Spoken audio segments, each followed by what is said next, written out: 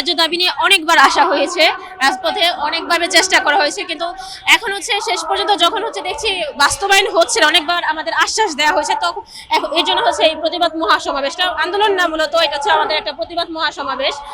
আমাদের এখানে অনেকগুলো দাবি আছে, তার মধ্যে প্রথম যে দাবিটা হচ্ছে আমাদের স্বতন্ত্র নার্সিং অ্যান্ড মিডওয়াইফারি অধিদপ্তর আছে,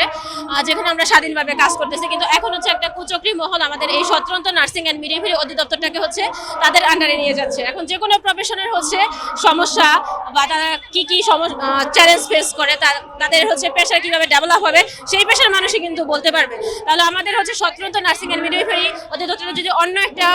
অধিদপ্তরের আন্ডারে চলে যায়, তাহলে সেখানে আমাদের নার্সিং কোনো কর্মকর্তা নাই বা নার্সিং কোনো লিডার নাই, তাহলে তাদের সমস্যাগুলো কে দেখবে? তাহলে আমাদের হচ্ছে আমাদের পেশা তো উন্নতি সম্ভব না। সেজন্য আমরা প্রথম আমাদের দাবিটা হচ্ছে আমাদের স্বতন্ত্র যে নার্সিং অ্যান্ড মিডওয়াইফারি অধিদপ্তরটা আছে সেটা যেন হচ্ছে পৃথকই থাকে, এবং হচ্ছে আমাদের যে জাতীয় নার্সিং কমিশন সেটা যেন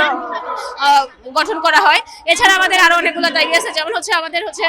বাংলাদেশে এখন 82% নার্সের শর্টেজ আছে, কিন্তু হচ্ছে ওয়ার্ল্ড হেলথ অর্গানাইজেশন গাইডলাইন অনুসারে পেশেন্ট নার্স রেশিও হওয়া উচিত 4:1, তার মানে হচ্ছে 4 জন পেশেন্টের জন্য 1 জন নার্স থাকবে, কিন্তু বাংলাদেশে দেখা গেছে জেনারেল ওয়ার্ডে হচ্ছে 16 থেকে 20টা